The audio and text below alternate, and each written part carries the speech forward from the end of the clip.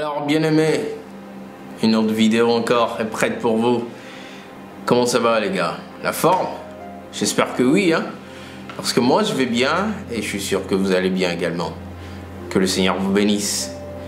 Bienvenue dans un nouvel épisode de Adat Études. Et aujourd'hui on va parler de quelque chose que vous trouverez intéressant. Vous savez, la vie chrétienne, la marche avec le Seigneur commence quelque part. Il faut qu'on parle de ça avant qu'on aille plus en profondeur avec différents thèmes. Il faut qu'on parle de comment la marche d'un chrétien commence en bonne et due forme. Asseyez-vous bien, soyez confortable. Prenez une petite boisson, une sucrerie, quelque chose comme ça. Prenez du popcorn et puis rentrez dans le vif du sujet.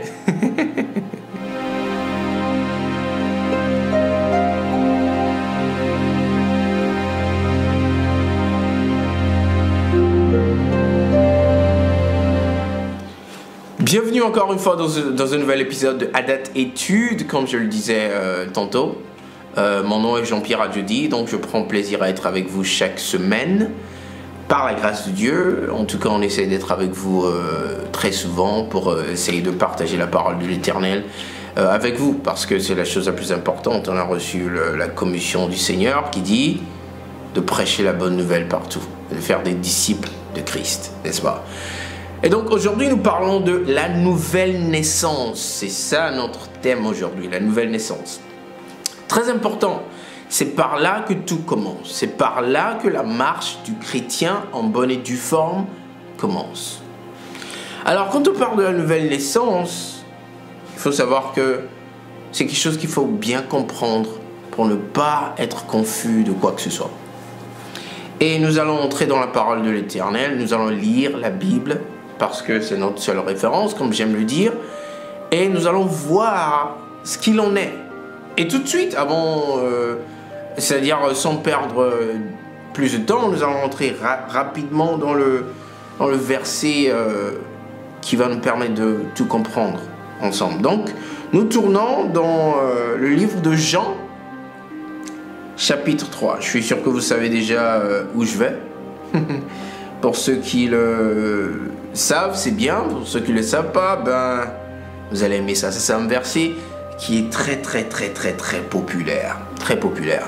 C'est en fait Nicodème. Nicodème, en fait, pour vous dire, c'est un dirigeant religieux en Israël dans le temps, qui était venu voir Jésus. Qui était venu voir Jésus le soir où les gens n'étaient pas là, pour lui poser des questions parce qu'il y a des choses qu'il ne comprenait pas. Donc il voulait que Jésus lui explique certaines choses concernant la marche chrétienne. Alors nous lisons le chapitre 3, verset 1. Nous allons beaucoup lire un peu là, du verset 1 au verset 21. Alors on lit tout de suite, ok? Mais il y eut un homme d'entre les pharisiens nommé Nicodème, un chef des Juifs, ce que je disais tout à l'heure, qui vint lui auprès de Jésus de nuit et lui dit: Rabbi, nous savons que tu es un docteur venu de Dieu, car personne ne peut faire ces miracles que tu fais si Dieu n'est avec lui. Jésus lui répondit: en vérité, je te le dis, si un homme ne naît de nouveau, il ne peut voir le royaume de Dieu. Nicodème lui dit: comment un homme peut-il naître quand il est vieux? Peut-il rentrer dans le sein de sa mère et naître? Jésus répondit: en vérité, je te le dis, si un homme ne naît d'eau et d'esprit, il ne peut entrer dans le royaume de Dieu. Verset 6. Ce qui est né de la chair est chair, et ce qui est né de l'esprit est esprit. Ne t'étonne pas que je t'ai dit, il faut que vous naissiez de nouveau. Le vent souffle où il veut, et tu en entends le bruit, mais tu ne sais d'où il vient ni où il va. Il en est ainsi de tout homme qui est né de l'esprit. Nicodème lui dit: comment cela peut-il se faire? Verset 10. Jésus lui répondit: tu es le docteur d'Israël et tu ne sais pas ces choses? En vérité, je te le dis, nous disons ce que nous savons et nous rendons témoignage de ce que nous avons vu, et vous ne recevez pas notre témoignage. Si vous ne croyez pas quand je vous ai parlé des choses terrestres, comment croirez-vous quand je vous parlerai des choses célestes? personne n'est monté au ciel, si ce n'est celui qui est descendu du ciel, le Fils de l'homme qui est dans le ciel. Et comme Moïse éleva le serpent dans le désert, il faut de même que le Fils de l'homme soit élevé, afin que quiconque croit en lui ait la vie éternelle.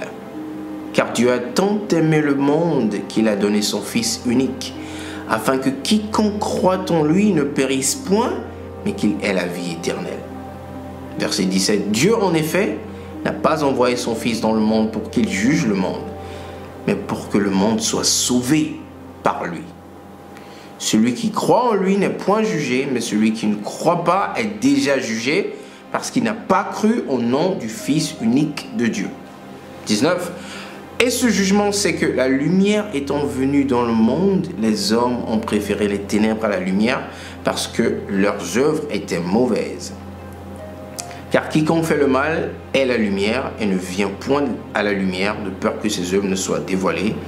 Dernier verset pour aujourd'hui, 21. Mais celui qui agit selon la vérité vient à la lumière afin que ses œuvres soient manifestées parce qu'elles sont faites en Dieu. Les amis, c'est très fort ce verset. Mais gardez en tête le verset clé. Verset 3. Jésus répondit, en vérité, je te le dis, si un homme ne naît de nouveau, il ne peut voir le royaume de Dieu. La marche chrétienne commence avec la nouvelle naissance. La nouvelle naissance, c'est de croire en Jésus, en ce qu'il a fait pour toi et pour moi à la croix, de le confesser, de tourner le dos à tes péchés, et d'inviter le Seigneur Jésus dans ta vie. Et avec cette prière, tu meurs dans tes péchés et tu ressuscites en lui Jésus bien sûr, et tu seras une nouvelle créature. Il y a quelques versets qui confirment ce que je dis. C'est toujours bien de lire 2, 3 comme ça. Nous allons dans 2 Corinthiens chapitre 5 verset 17. Si vous y êtes, c'est bien, on va lire ça ensemble. Si quelqu'un est en Christ, il est une nouvelle créature, bien-aimée. Les choses anciennes sont passées. Voici toutes choses sont devenues nouvelles. Il n'y a qu'en Christ qu'on est sauvé. Il n'y a qu'en Christ que la véritable marche chrétienne commence. C'est de là qu'on quitte le monde des ténèbres et on vient dans le monde de la lumière. Alors, bien-aimés, nous comprenons par cela que pour que nous soyons sauvés, pour que nous commençons à mener une vie selon le Seigneur, il faut que nous venons à lui. Pour venir à lui, nous faisons une prière et nous demandons pardon pour nos péchés et nous invitons le Seigneur à venir dans nos cœurs pour y faire son habitation. Et il le fait. Comment ? Il quitte son trône physiquement? Non. L'Esprit de Dieu, son Esprit, fait son entrée dans notre cœur et fait sa demeure là. Nous parlerons aussi de l'importance du Saint-Esprit, mais pour aujourd'hui, nous allons nous arrêter ici et j'aimerais finir par une prière. Au cas où toi, mon frère, ma soeur qui me regarde aujourd'hui, tu n'as pas encore fait cette prière, tu t'es pas encore en bonne et due forme confié au Seigneur pour commencer cette nouvelle marche, ben, je veux prier avec toi. Ce que j'aimerais que tu fasses, c'est que je prie et que tu répètes. Et nous finirons de prier et tu seras un des nôtres. Allez, on prie. Seigneur Jésus, je viens auprès de toi. Je viens en tant que pécheur. Je reconnais mes péchés, Seigneur. Pardonne-moi tous mes péchés aujourd'hui. Aie pitié de moi. J'invoque ton sang. Que ton sang vienne me laver de tout péché, Seigneur, et me rendre propre et digne d'être devant ta face. Je prie que tu m'ôtes des ténèbres et que tu me permettes de faire partie de ton royaume à partir d'aujourd'hui. Et je prie que ton Esprit Saint vienne dans mon cœur et y habite à partir d'aujourd'hui. Fais de moi ton enfant, Seigneur, comme ta parole l'a dit. Toute chose est ancienne, voilà. À partir de maintenant, tu rends toutes choses nouvelles. Fais de moi une nouvelle créature. Donne-moi la pensée de Christ et que je puisse vivre une vie qui t'honore. Merci Seigneur Jésus. Dans le nom du Seigneur Jésus-Christ de Nazareth, j'ai prié. Amen. Oh les amis, il faut qu'on s'applaudisse parce que ça c'est la chose la plus merveilleuse qui puisse arriver. Le ciel se réjouit aujourd'hui avec toi, avec moi.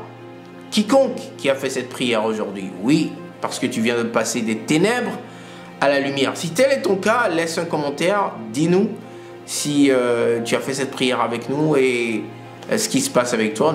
Nous aimons entendre les témoignages. Merci beaucoup les gars et n'oubliez pas de visiter notre site internet www.onenewmaninmessiah.com pour plus de vidéos, plus d'enseignements, plus de bonnes choses pour la marche chrétienne. Et ce fut un plaisir encore aujourd'hui et j'espère que vous avez été bénis aujourd'hui et j'ai hâte de vous retrouver encore dans un nouvel épisode de Hadat Études. Mais pour maintenant, soyez bénis. Shalom.